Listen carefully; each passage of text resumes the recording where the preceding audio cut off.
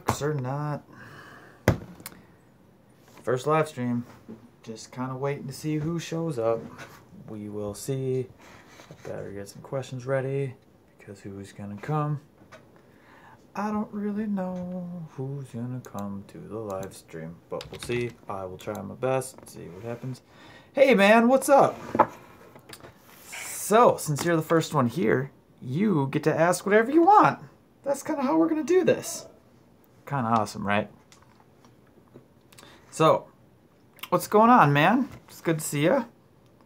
I'm trying, man. I'm trying to do live streams now. So this is the first one, guys. I'm warning you, my internet is crappy, but we are trying my best. So this one's kind of loosey-goosey. You guys let me know what you want to talk about, and we will do that. So, that easy. Hi, how are you?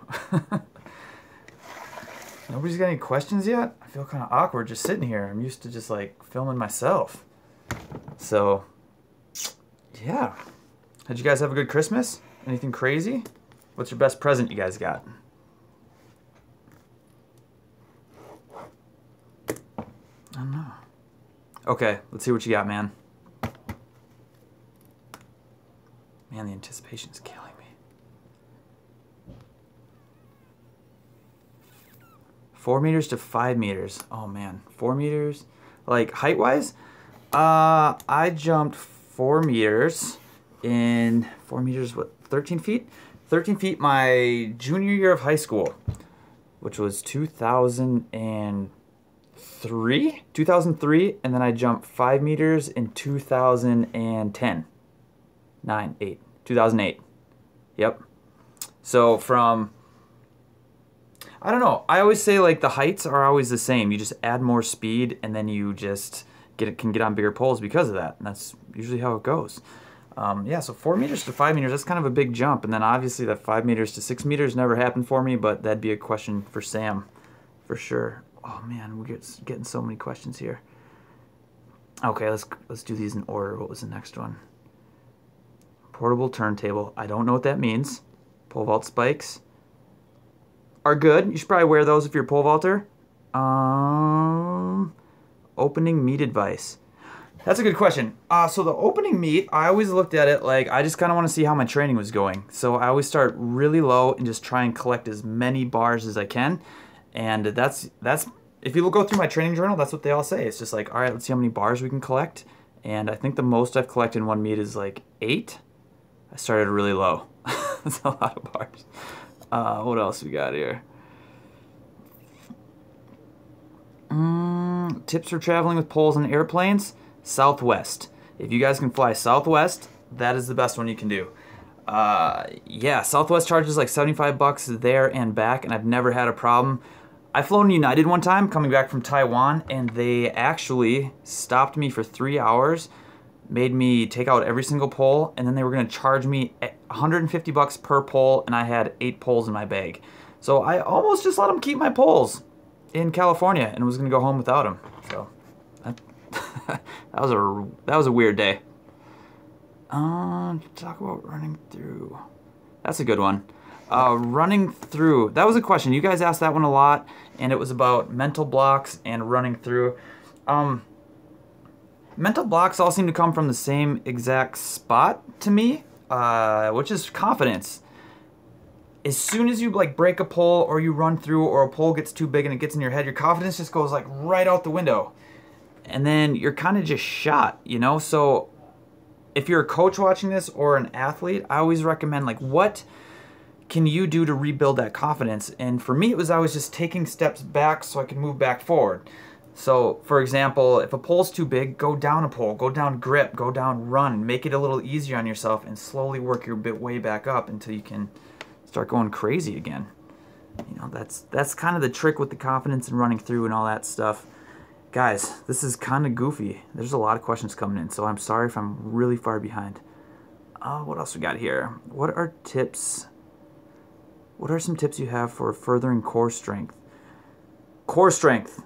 Most people think of core as just the front. The core is the back as well. So the best advice I have is to think of the core as one huge unit. core strength is everything. A lot of plank stabilization, a lot of moving core stuff. We're pole vaulters, right? So a lot of your core should be coming from a high bar. If you guys can get on a high bar, even better. A lot of the stuff I used to do was always on a high bar. That's a good question. Vault in the snow. Guys, it is like -9 degrees outside right now. I'm not vaulting in the snow right now, but maybe later this week. What do we got next? I missed your question. What was your question, Daniel? You're gonna have to ask me again. Do you prefer stiffer or softer pole? A stiffer pole. Flings you up in the air higher. That's a good question.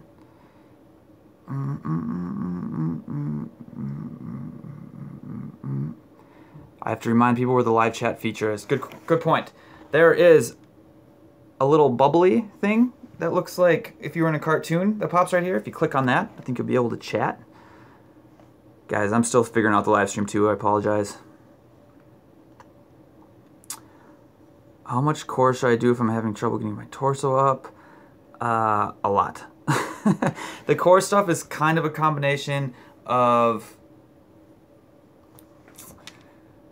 The core work is a combination of having a strong core, but since our event is so technical, it is very important that you learn the technical aspects of it. I've seen people who have really strong cores that can't do bubkas, and it's not necessarily because you need a super strong core to do a bubka, but it's very technical. So if you have a good coach or someone who can teach you how to do a bubka the right way, it's really easy to crank those up.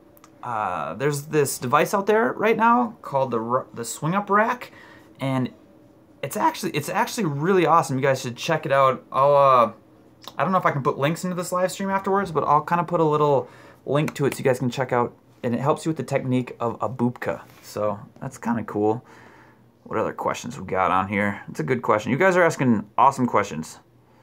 My coaches in college said I wasn't very good, so he made me run cross country instead. I ended up being pretty good, but pole vault is for life. Any tips on post-college vaulting? Or post-college vaulters? The best thing that I ever thought of was that window to pole vault, especially at a high level, is so small, which is why I competed professionally. I was like, that window is right there, and if I decide to get a real job or do the life thing, then that window is just going to get smaller and harder to look through until there's no window anymore. So I always tell people if they're struggling and they don't necessarily know if they should continue jumping post-collegiately, I always give them that window analogy, and then they seem to be pretty pumped about it, you know, and they keep doing it, and it's usually one of the best things they've ever done. So yeah, if you're going to jump post-collegiately, make sure you're doing it because you love it, not because of any other reason, because you do not make money in this sport. It's super hard. Would you advise against cross-country or distance running for pole vaulters? Yes, I would. Cross-country and pole vault don't mix very well. Maybe I'll start dropping the pole. I will make a whole video on dropping the pole later, so I will help you with that one, because I don't do enough on the running and the pole drop stuff, and I've been getting a lot of slack for that. So that's coming. Don't worry. Next week is my first indoor meet, and I'm very, very nervous. Any advice for a first-timer? Your very first one ever? Oh, man. Okay. I did a whole year of Zen meditation at one point. I have another YouTube channel. You guys can check that out if you want. But the best advice I have is just remember, like, you're just trying to figure this out. If I was to go do tap dancing right now, I wouldn't be very good at it because I'm just figuring it out, and that's okay. If you have a little kid learning how to ride a bike, it's okay if he falls down a bunch of times. You're not going to yell at that kid for riding a bike. So just go in there like you're a new kid riding a bike, and you're just trying to figure the thing out. No one's going to think anything less of you. And the more you learn at that first meet, the better you're going to do at the second one. So just go in there and have some fun. That's what the sport's all about. Okay, more questions. But normally it's an issue for getting anything right. I was wondering why you quit. Why quit? I have a whole video of why I retired from the vault. I will put that down here for you, man. But the real reason was I have a huge growth mindset, and I just didn't feel like I could grow anymore. I could obviously jump a little higher, but the Olympics were never super important to me. So it's kind of strange when everyone's pushing for the Olympics, and I just wanted to see what I could do in the sport. And I felt like I got pretty close to the max of what I thought I could do. and then I just I wanted to explore other things where I could grow. So here's the video editing, and vlogs I think got a lot better, and I can help more people that way. So that's kind of the story there. Let's get to the bottom of these. You guys are asking some good questions here. Where am I? There's so many questions. I'm happy this is working. Any advice on turning faster when swinging up? Yeah, that's a total timing thing. So I always preach that right hand to the right quad. And the reason for that is, guys, I'm wearing sweatpants because it's comfortable, so don't judge.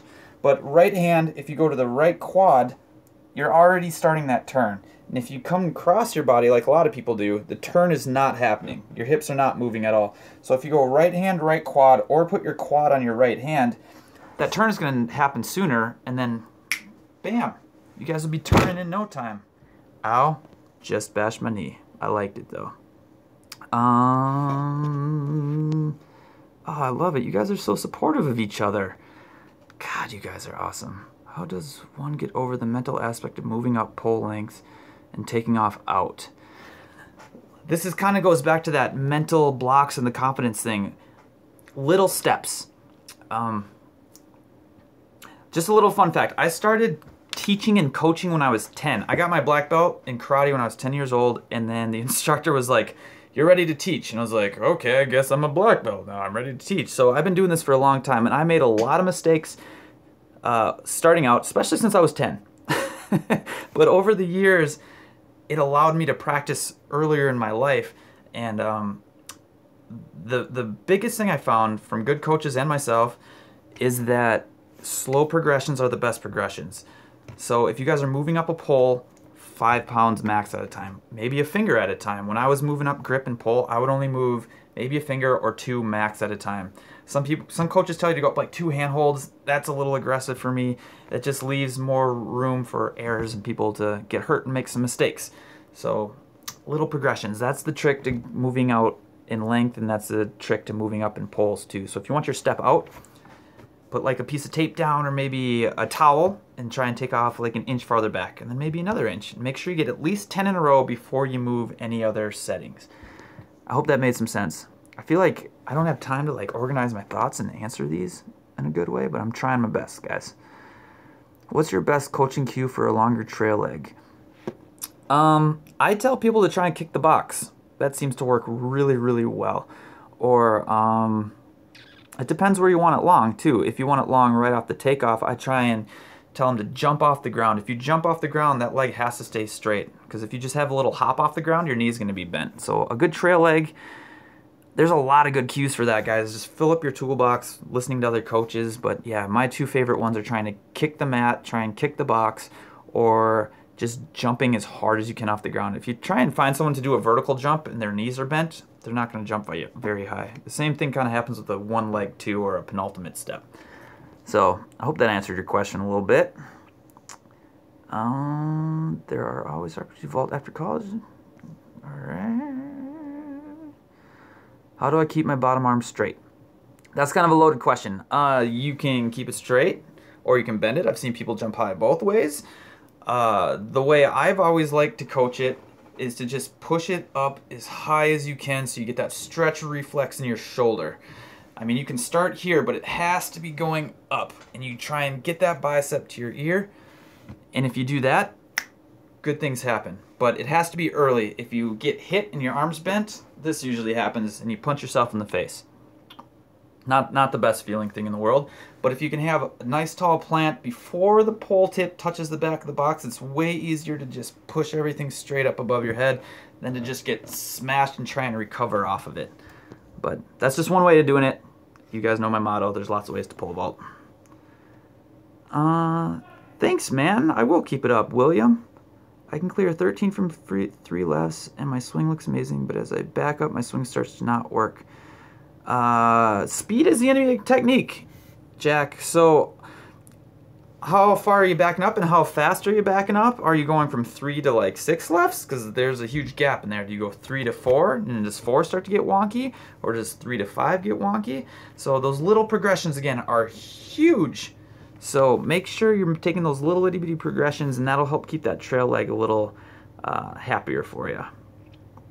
Someone retracted a message. I hope it was positive. What advice do you have in the way of practicing when it's really cold? I can rarely get on the runway because of the temperature until meet day. That is a good question too. You just have to keep moving. My outdoor PR in my outdoor PR in college and as an elite pole vaulter is at the Drake Relays, and I think it's only because I'm used to jumping in the cold. I grew up in Minnesota. I went to college in North Dakota, and we jumped in the cold. So you just get used to it. You kind of just have to train in the cold if you're going to be competing in the cold. But I would recommend not doing that as much as you can because cold weather is not fun to train in, and it's really hard to stay warm. But I found that you have to do less because you lose energy faster, and you have to be smart about moving and continuing to move. So if you're at a meet and it's cold outside, a lot of layers, keep moving and do anything you can to stay warm, whether it's going inside or whatever else you have to do. That's a great question. I should make a whole video on that because I don't think I explained it well enough for you.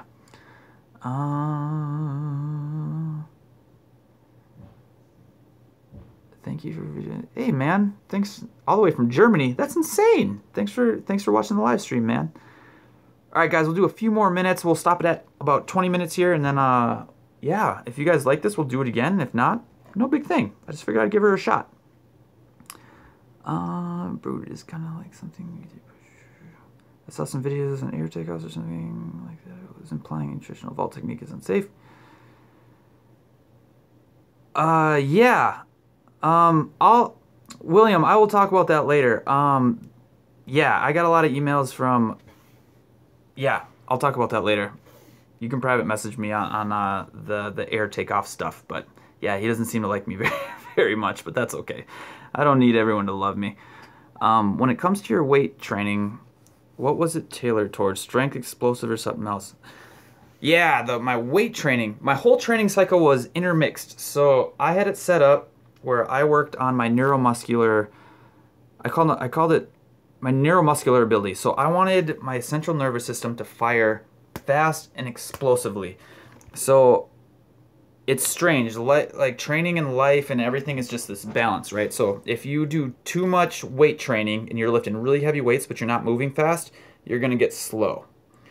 But if you lift really fast all the time, the weights aren't gonna be high enough, so you're not gonna build enough, muscle fibers to create the power you want. So there's this balance of I need to train fast, but I need to train heavy. So that's why when I wrote these training cycles for you guys and myself, which is the ones I wrote for you guys are almost exactly the same way I had them, is I set it up so you would do a neuromuscular day, you would have a recovery day, you would have another neuromuscular day, and then another recovery day, and then like a tempo day. And on your neuro days, you would have explosive training days. So earlier in the season, I focused on higher reps, but low. Guys, I'm explaining this so stupid here. Let me try this again. Earlier in the season, I did high reps, lower weight. The volume was high and the intensity was low. Later in the season, the reps were super low, but the intensity was high. So these days I did let's say I was doing weights or sprints. We'll just do weights because weights are easier. I would do 3 sets of 10. Here, I would do 10 sets of 2 or something like that. So the reps were down, but the intensity was higher. I hope that makes a little sense. I made a video on it someplace. I mean, it's on the YouTube someplace, but that should help you out a little bit. I don't know if I explained that well either. Guys, I'm so used to writing stuff down and explaining exactly what I want to say, but unsafe. Our event is unsafe. That's why so few of us stick around. I think our event is very safe. More people actually get hurt doing wrestling. Sorry, there's dogs barking. More people actually get hurt wrestling, doing volleyball, or football with concussions and stuff like that than pole vault. Pole vault I think it just looks more unsafe than people really think it is, which is what we're trying to do with this USPVA thing, is just bring awareness that people think a lot of people die pole vault, but really the numbers are surprisingly low, and it's not as unsafe as people think it is. And it gets even safer if you have better coaches and better equipment and things like that, which is pretty cool. I don't think our event's as unsafe as people think it is, but maybe that's just me. Shawn, you should come to the Texas Expo Explosion. I would. Guys, I would come to all of your meets if I could. It's just a money thing. That's really it. Like, I would love to come to all these meets and hang out with you guys all the time, which is why I'm trying to do this and, you know, make it so I can eventually. Let's do 3 more questions, and then I'll get out of here because you guys are being awesome. I keep having trouble keeping my back leg straight before I swing up and driving the front legs in the hip. Yeah, the trail leg is tricky. I found the best is if you can find some rings or a high bar and just swing on it and get used to it. Or if you find a gymnastics facility, you guys will swing around like crazy. And the more you can swing and get used to just staying as long as you can, you'll feel how much more energy you guys have, and it will be awesome. So that trail leg and the swing happens because most people just practice it pole vaulting. You do a million plants all day long, your plants get really great, but nobody practices that swing like they're supposed to. So if you can get on a high bar or some rings and just practice that swing, you guys will be way ahead of the curve. It's way too much cold and snow to do vault. Yeah, it's cold out, guys. I'm not pole vaulting in the snow right now.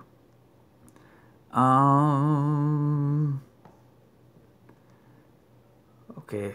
What's your take on triphasic training? I love triphasic training. Steven, that's a great question. Cal Dietz is actually the strength and conditioning coach at the University of Minnesota. And I've had the privilege of talking to him a few times. And my last 2 years, actually my best year of training, my best 2 years of pole vaulting, and even the last year I did triphasic training. If you guys don't know what that is, triphasic training, they split the lifts into 3 phases. You have the eccentric motion, which if we're doing a bench press, it's on the way down. So you're eccentrically loading. And then there's the isometric phase, which is where nothing is moving. It's where you're static. Then you have the concentric phase, which everyone trains, which is moving back really fast. So for 2 weeks, you train the eccentric loading phase. And then for 2 weeks, you train the isometric phase. And then for another 2 weeks, you train the concentric phase. And it's awesome. There's a book out there. It's really good. I think I have it on my website too. It's Triphasic Training by Cal Dietz. Check it out. I love it. I feel great when I do it, and it keeps it fun. Training gets old if you do the same stuff all the time. But yeah, triphasic training. Good question, man. I didn't expect that one. Let's do one more. Last one.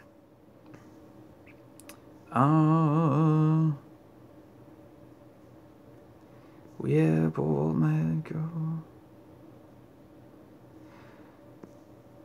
God, you guys are just saying nice things. Like, I can't respond to those except say thank you. Okay, last one. The tuck and shoot method, good or bad? You guys already know my answer. If it works, do it. And if it doesn't, throw it away. I've seen a lot of people tuck and shoot and jump really high. I've seen a lot of people tuck and shoot and not jump really high. I've seen a lot of people have a straight trail leg and jump really high. I've seen a lot of people have a straight trail leg and not jump really high. It all depends on how you guys create energy and use it to fly over a crossbar. Our sport's really simple. All you have to do is have a pole and get over the crossbar. That's it.